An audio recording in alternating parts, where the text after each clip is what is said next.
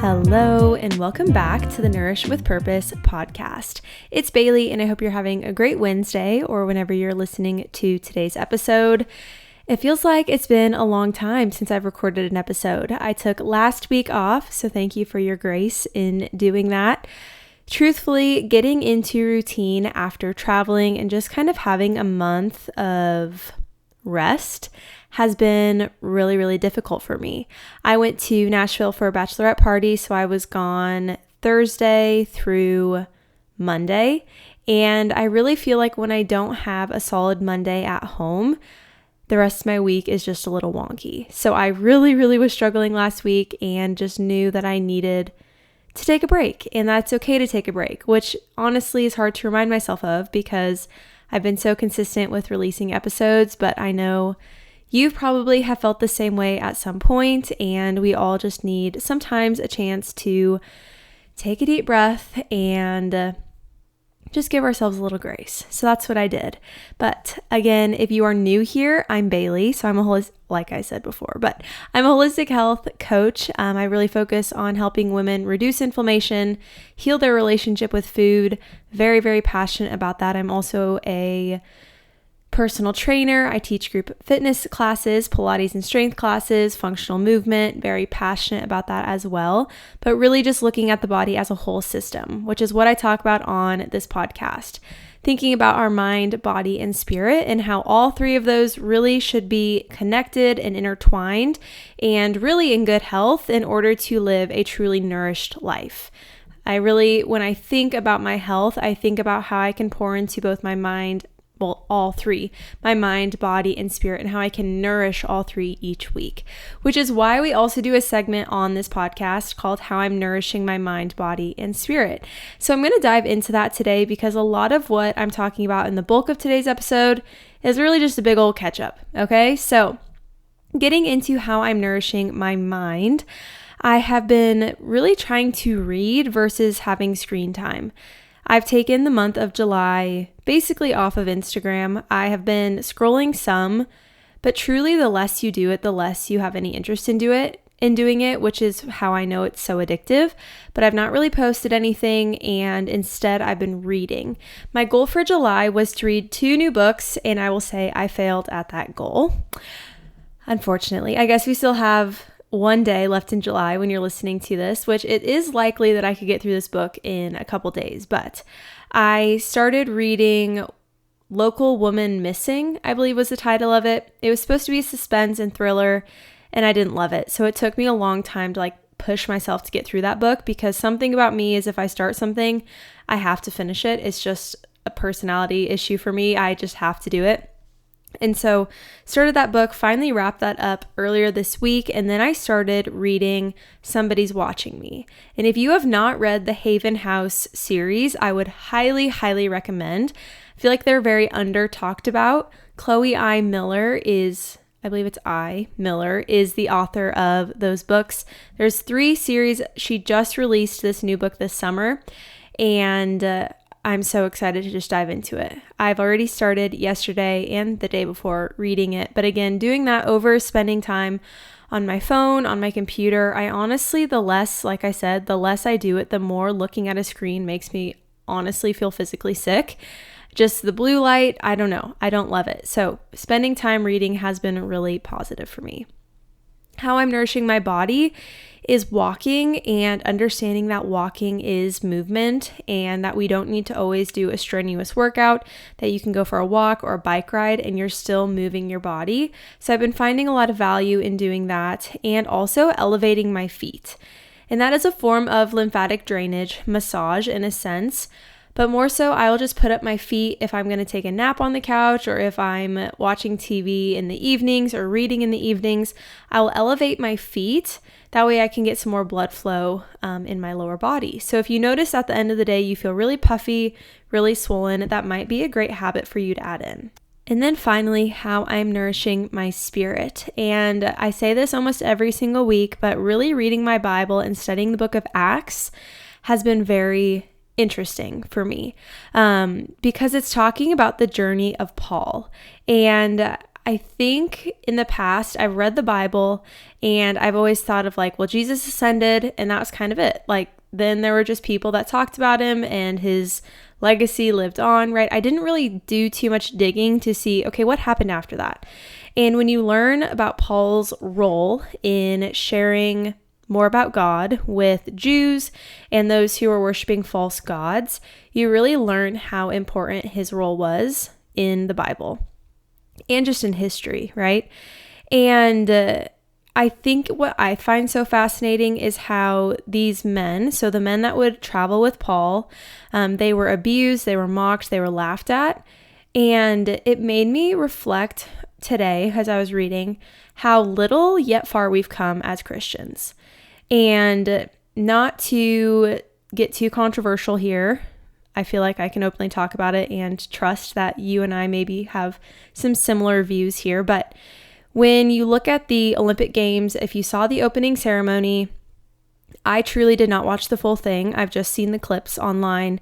And my friend Lyndon actually shared something super impactful about her reflection on the whole situation. And it had me thinking about how Christians are still mocked. And it's still a religion that is like made fun of. And I feel like, I mean, there's a variety of different religions, but for some reason, it just feels like Christianity is one where people think is bogus. They think it's ridiculous that you have boundaries, that it's ridiculous that you have expectations for yourself and self-respect sometimes. Like, and that's not to say that we are perfect as Christians. I just think oftentimes there's maybe a standard or maybe even like political party that they associate Christians with that just puts them in such a negative light to other people in the world. And seeing how Christianity was mocked, it just really tied that all together. It's like, this has been happening since the beginning of time, right? And I think right now it's really maybe difficult to see those things, or it's really frustrating and we want to get really upset about it. But we also have to understand that God has been dealing with this since the beginning of time. He has done so much for the world, yet the world has showed, in a sense, such little respect back. And I think that's where we have to think about how we are treating other people and how we are handling these situations. Because when we handle them with grace and when we handle frustrating things like this without lashing out on other people, I think it just goes to show the love that we are meant to show as Christians. Not saying it's always easy, not saying it's not difficult to get on Facebook and rage about how upset you are about the whole Olympic Games opening ceremony and what they reenacted, the Last Supper, how they did that. But I think we have to almost take the high road, which I think is maybe one of the most difficult parts of being Christian, is that you take the high road and you don't, do combat, like physical aggressiveness, and we're supposed to treat people with love, even if we don't agree with their lifestyle or their values. And that's really hard because we want to judge, we want to step in, and we want to think that we are doing so many things right. And it almost feels like we aren't, it almost feels like we're not doing our role if we don't stick up for our own religion, which I'm not saying we shouldn't do that, but almost in like an aggressive and judgmental way. All that to say, I think this resistance, maybe in the resistance about being Christian, we just have to remember it's been happening forever. And that's not to say it's right and that it should be excused and that we should just turn a blind eye. But I really think it's interesting to read about what life looked like after Jesus ascended. And if you are somebody who is like kind of struggling with that whole situation, you're struggling knowing how to not get really upset and say things to people out of aggression because you're so upset with things that happen, or you want to lash out to being mocked, I think reading the story of Paul would be really helpful for you, because it's been helpful for me. Just seeing how he was abused, him and a couple of the men he was with were thrown in jail, and there was an earthquake and all of the jail gates opened and the guard was about ready to kill himself because he's like, these men have all escaped under my watch and I'm going to be in so much trouble. And they're like, wait, like we're still here. We haven't left. And just how these men were treated, and they still continued to push through and to share more about Jesus and about God and try to change people's beliefs around him and how loving God was and Jesus was. More so, I think Jesus really showed love very prominently. But just reading those stories, it's like, yeah, like it's not easy and it's not supposed to be easy. And I think that's what's hard, because I ask myself the really real question of like, how far would you go for your faith? And I just think about conversations I maybe would have had in college with friends that weren't believers and how that conversation was even uncomfortable and my life wasn't on the line, right? So it's really hard to accept that uncomfortable feeling and to think that being Christian, going to church and being around people with the same thoughts and the same values as you, like that's uplifting, that's encouraging, that's fun because you don't have to convince anybody otherwise. But what if you're not in that situation? And how are you going to handle that with grace? And so I've really tried to think about that and even think back on moments where I probably should have said something to people, or even now there's people in my life where I'm like, do we talk about Jesus? Do we not talk about being Christian? Like, and why? Like, why is there that fear to talk about it if you aren't sure what somebody else is, right? So I don't know. Maybe that made no sense. Again, I really just feel like that's been something I've been thinking a lot about this morning in just reflection to what has happened this last week in the world and what is kind of always being on blast and thrown in our faces, and how we can respond in a way that looks a lot different. So people recognize that being Christian is different. We act different and there's something about us that's different. And I think the more that you show that, the more people are going to be curious about like, what is it? Like, what is different about them? And so thinking about how you can live that out. And I know that's like a very deep and difficult thing to maybe do or think about, but just wanted to encourage you to do that. And again, go back and read more about Paul's journey. And I think you'll feel a lot of inspiration in moments like this. All right. So I just dropped that bomb on you. So sorry, but we're going to get into the bulk of today's episode already, because I said this would be kind of chatty, kind of a catch up in itself, is just talking about post-travel struggles. So yes, talking about post-travel struggles, getting back into routine, removing distractions, and setting August's intentions. Because believe it or not, we're already in August, almost. Tomorrow will be. And that to me, at first I was thinking, oh gosh, I hate that. But when you think about not having to go back to school and that life really can just continue as it's been going now, it's pretty fun. I was talking to a client this morning who said she's going to really struggle not going back to college this year because she's graduated this last May, and just how she can adjust and adapt to living like an adult, right? Like having a job and not going back for college game days and all those things. But when I was thinking about the fall, I actually got really excited because I love when the evenings get more crisp, and I love, which is going to be pretty hot in August through September yet, but thinking about football games and tailgates and pumpkin flavored anything. I was thinking about junk stock. I went to, this would have already been a couple years ago, but I got like a cinnamon and sugar donut, like apple donut, and pumpkin cinnamon rolls, and just all of those things just are making me really excited for fall. So I'm not actually dreading August too much, but I know some people who are headed back to school might be, or maybe you're not. I hope you're not, but just kind of thinking of the positives coming in this next season. But the reason that I wanted to talk about the struggles after traveling is because, like I mentioned, I was kind of in the depths. I was like not motivated to do much, didn't feel super energized, tired, and didn't really want to do much. And so this all kind of stemmed from going to Nashville. Like I said, I was there Friday through Monday, but I left my home on Thursday and spent the night in Omaha. So really had been gone about 4 or 5 days. And that's just a lot for me. I like to be on my little compound here in my house. Not really a compound. I do socialize, but it's very peaceful here where I live. I live in the country. I've got farm animals. And I just really like to not be around people, even if it's people I love. I just really value time by myself.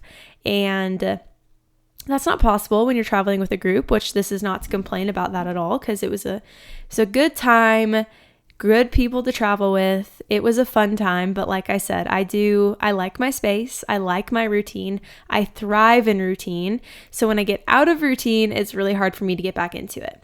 It's kind of like that an object in motion tends to stay in motion, an object at rest tends to stay at rest, which you've all heard probably a billion times in science class.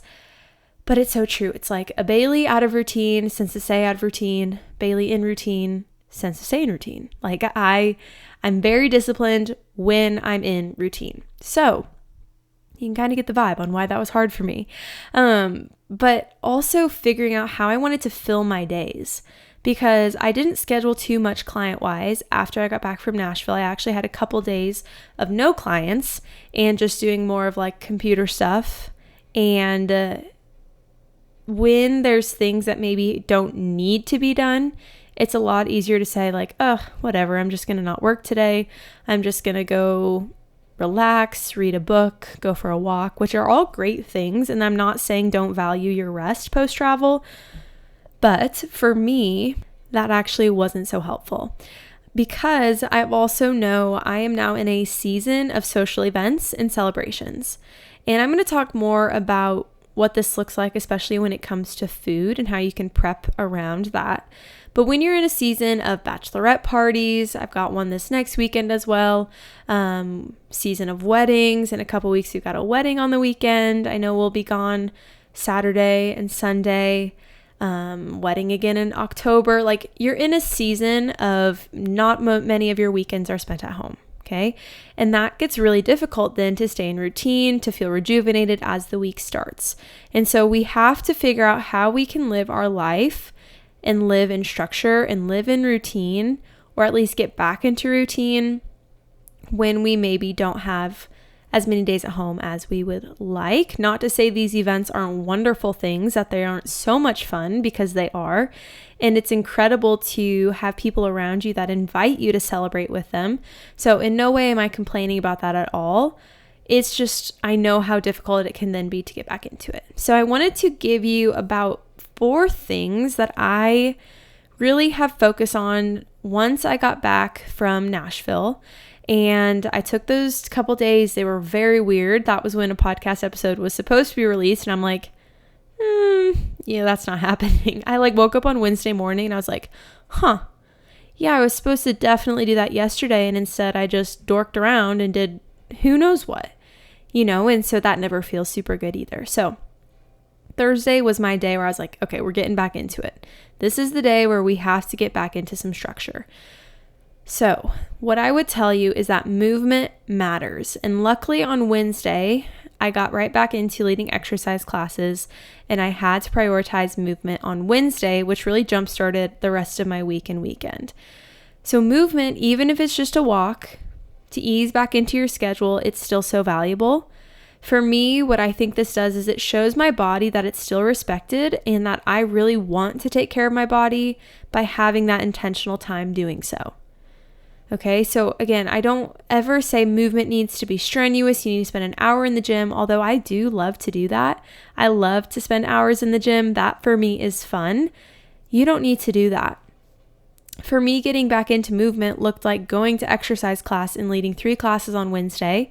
If I was not the one leading, I would have been a participant, because I think being in a group setting also is huge for accountability. So that is a really, really big one. Just get that body moving. Go out and do something. Walk around. Go for a bike ride. It can be fun. Do some stretching, but get your body moving so it knows, hey, we know you rested for a few days and that's awesome. We need that.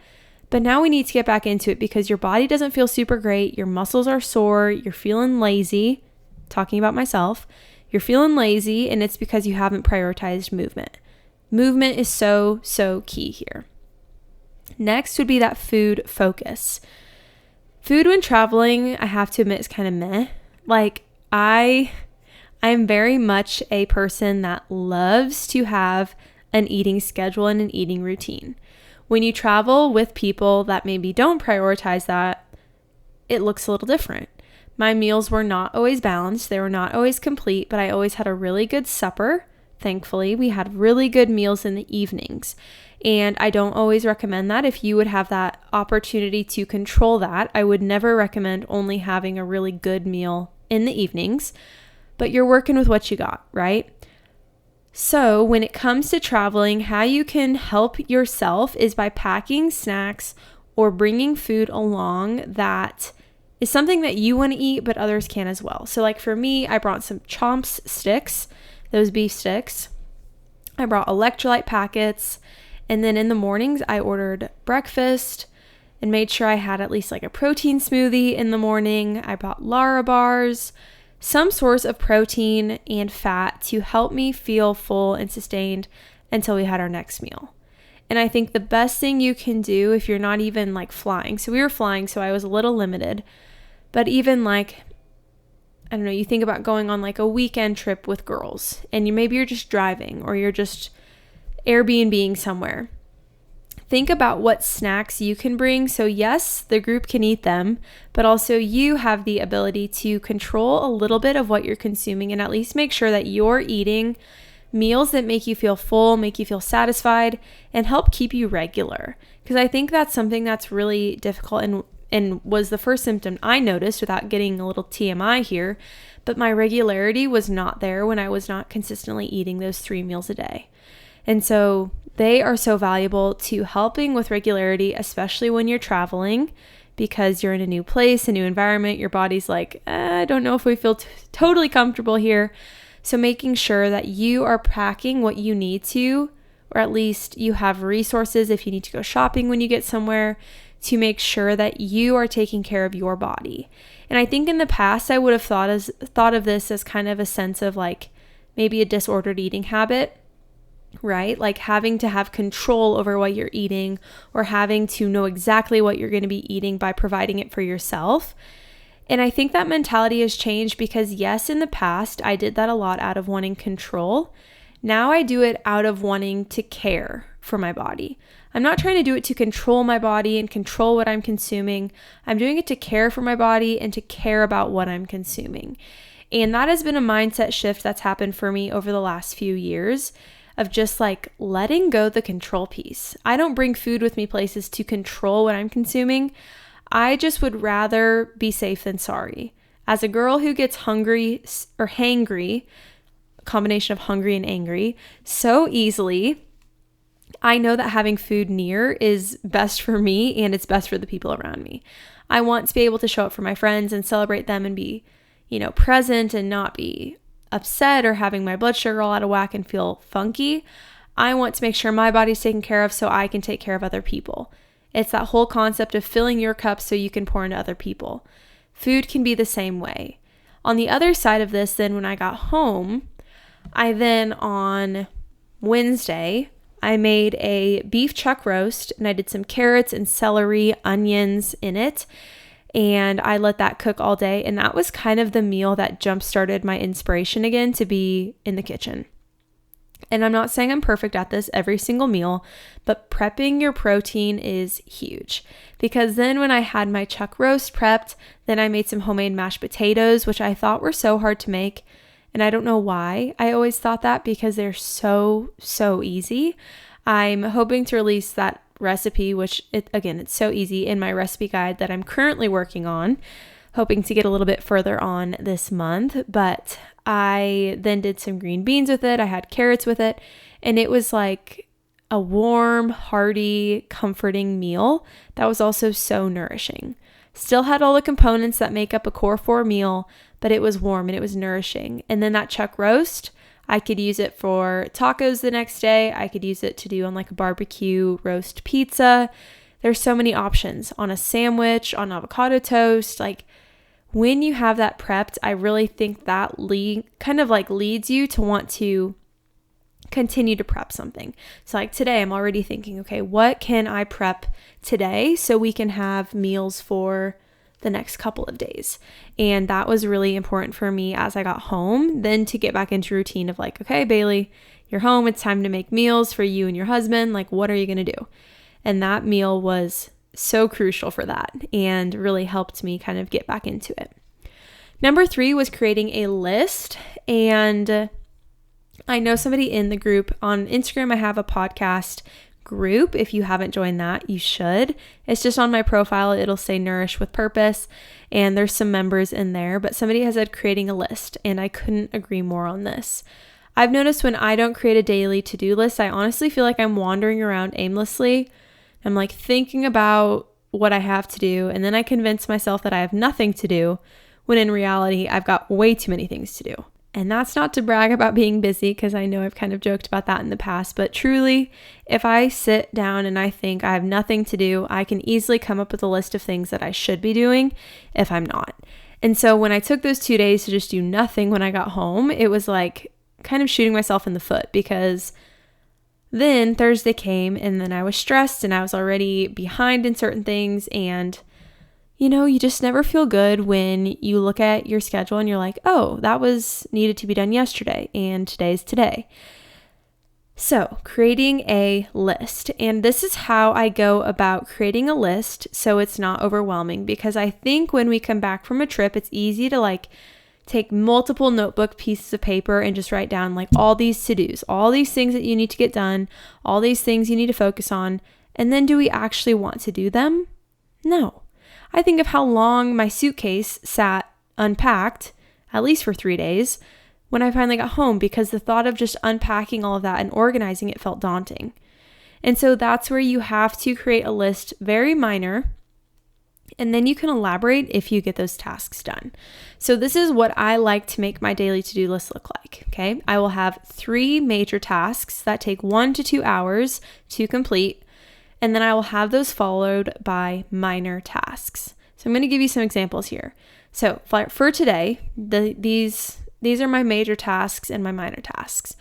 My major tasks, first one would be recording the podcast. So I'm doing that right now. I had to create an outline for the podcast, upload it to Spotify, and create an episode description. Also schedule it to be released tomorrow. My second major task, study for my functional lab work course and finish module 7 and start on case studies 6, 7, and 8. I know that'll take about an hour to 2 hours. My third and final task is I had a one-on-one coaching call earlier this morning. I then type up the reflection from the call and email it back to the client so they can continue to monitor their progress. So that one's already done, doing the podcast now, and after this, I'll do the functional lab work course. So then my minor tasks, the things that I typically think of can fit into like maybe an hour window, 2 hours maybe, with all of these tasks combined. So just small things that it's like, oh, I need to do that, I can't forget, but it's not going to take me very long. First one is watering my garden. Second one is prepping a protein source for supper. And then the third one is going for a bike ride with my mom. If I'm able to get those 6 things done today, I will have done what I needed to do. And I feel less overwhelmed, right? The minor tasks, again, it should not be a long, long list of all these things. I just had 3 things today that I need to kind of do this afternoon as I'm wrapping up work. Outside of that, I can read, I can study, I can go for a walk with my husband. Like, it makes you feel so much better when you're able to look at your schedule and be like, I'm not going to be busy until 9 o'clock tonight, because I'm time managing and I'm also not overwhelming myself with too many things to do, which I would say in the past I've been very, very guilty of, is like, I wanted to feel like I got a lot done, so I would overwrite out things in specific on what I needed to do that day, and then I never got them all done, and then I felt overwhelmed for the next day. Okay, so number 4 then here is to think about the next weeks and map out what's going on and what needs your focus. It's better to work ahead than fall behind. Easier said than done, I know. But when I think about my schedule in the next couple of weeks, so like I'd mentioned, we've got bachelorette party about a week and a half ago. I have one this weekend. We have a wedding in August. We've got I'm going to be gone a weekend speaking at a women's retreat in September, and then I'm actually speaking at something else in August. I'm then in a wedding in October. So thinking about all those things are happening. They're wonderful, fun, incredible things. But if I was to not look ahead, they would come up and I would not feel prepared. So what I will typically do at the beginning of a month is I will look at what needs to be done. I'll look at what I need to plan ahead for, what I need to prep for, and I will put that time in my calendar. So like I said, I'm speaking at an event in about a couple weeks. So on my calendar, a week before that event, I'm laying out the foundation of what that is going to look like. I'm going to create my presentation. I'm going to create my content. I'm going to create everything that I'm going to talk about. So when that day comes, I'm not working on it the day before. This also then correlates to the social media job that I have, where we have a content calendar and I'm kind of trying to stay on track with the content calendar. So what that means then is that I need to be reaching out to person in charge of getting me the information to post on social media and make sure that we're kind of on track with what that looks like. Along with this too is that final session. So I've been running a group program, Inflamed to Inspired. It's my group coaching program, more so hybrid, because I also will chat one-on-one with clients. But I really want to finish my blood work course before then so that these clients then have a natural progression into getting more specific about what's going on in their body. We talk about supplementation, but it's always first a food-focused approach. So helping them also on that blood work side is something that I've really been wanting to do and setting a goal for myself for. So the time is coming quickly. So I need to be very disciplined about studying and getting my sort of kind of that course done and making sure I feel confident in what I'm talking about. And not that I won't, of course, have questions and not know everything, but it's good to just feel like you know what you're talking about, isn't it? I feel like we all kind of want that. So I really want to get that done and feel confident about what I'm doing there. I also know looking ahead when it comes to movement, tying that back in. I won't be exercising on Friday because I won't be at home. So I'm labeling that now as my rest day, and I'm kind of going to identify then where I can need to prioritize movement this week and this next weekend so I can take that Friday off. Of course, not feel guilty about it, but not feel like, oh, now I'm out of my schedule. No, we're already factoring that in. We knew that day was coming. We factored it in that we won't have a workout on Friday. We need to tweak the rest of my schedule to work with that day. It's those little things. And that is where I think we get caught up is we think like, I don't know, if we have our head down and we're just like focusing on the task at hand and doing it, and then something comes up, we like feel so thrown out of routine, so thrown out of whack, and we don't know how to handle it. So I really just encourage you to look ahead, especially when you get back from a trip. And I think that's when we maybe feel the most overwhelmed. At least I did on my way back from Nashville on that Monday. I was like getting a little antsy because I had a coaching session that evening when I got home, and I'm like, I'm not prepared at all. And I was up at 4 a.m. and I've not prepared at all. So I got home and took a nap, and I woke up 30 minutes before the call and was like, well, crap, now I'm not prepared. And that is just what I would hope to prevent for you. It's what I'm hoping to prevent for myself in the future, because it didn't feel good, and it didn't feel good to feel out of routine. We thrive in routine as much as a lot of us, I think, want to fight it. We truly do thrive in routine, and your body thrives in routine. When you think about even just structure of eating 3 meals a day, we have a very intelligent body. Our body knows what's going on. It knows what it needs to do to support it, even if we're not feeding it consistently. But when we think about regularity, like I said, when I was traveling, eating like 1.5 meals a day and just snacking for my lunch, that's not normal for me. And so my body was like, yeah, this isn't normal. We're not getting fiber. We're not getting any veggies. We're not getting any fruits. Like, we need that to be regular. And our body knows. Like, our body also likes structure. Our body likes rest. Our body likes routine. And the more that we can do that, I really think the more you're going to recognize that your body responds really well to new situations because it's already structured. It already knows what to expect. It already feels secure and safe. And that is just one of the perks about traveling once you've gotten this kind of routine down, when you've gotten some structure implemented into your day-to-day. All right. And then finally, wrapping up what I am kind of doing as I reflect on what I want August to look like and kind of creating those goals. So if you're somebody, this could be personal, this could be business related. For me, I'm only talking in a sense of business related. There are some personal goals I have. I don't really feel like sharing them here, so I'm just going to keep those to myself. But business-wise, these are the questions that I'm asking myself as we enter into August that I think might be helpful for you, either personally or, like I said, business-wise, education-wise. So for me, I want to create content ideas. Maybe you're not somebody who avidly posts on social media, but for me, it helps a lot to have structure, to know what I'm posting when. And honestly, not being on Instagram has made me not miss Instagram, but I do miss the interactive piece of it. I miss connecting with people about different posts or different comments. And so that's something I want to sprinkle back into August, but I'm definitely not going to go to the extreme that I had been, posting like 6 days a week, taking only one day off. That's exhausting. And truly, I felt like it was like spinning my wheels, but not getting anywhere. A lot of time dedicated to things that I just don't really feel like were really that valuable.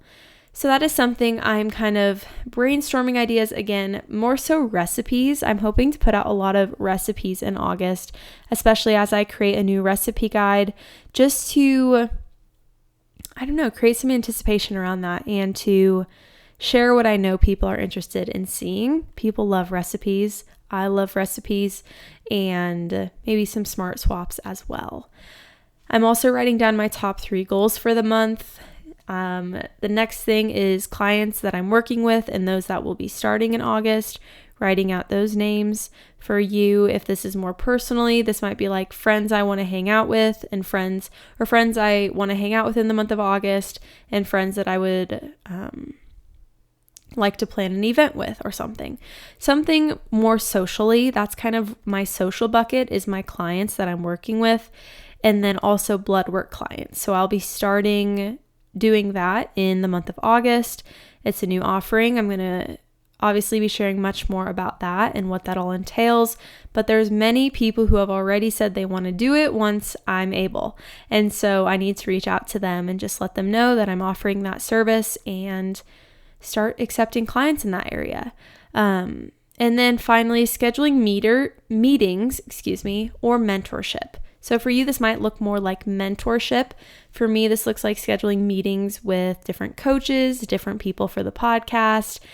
But also, I am in a mentorship right now, being mentored in a business sense, and making sure I have all those dates on my calendar and that I'm very intentional with that time. Because when somebody gives up their time to spend it with you, I think it's important that you value that time and take it very seriously. So I want to make sure that I can do that for my mentor, and also think about where my mindset is when it comes to mentoring other people.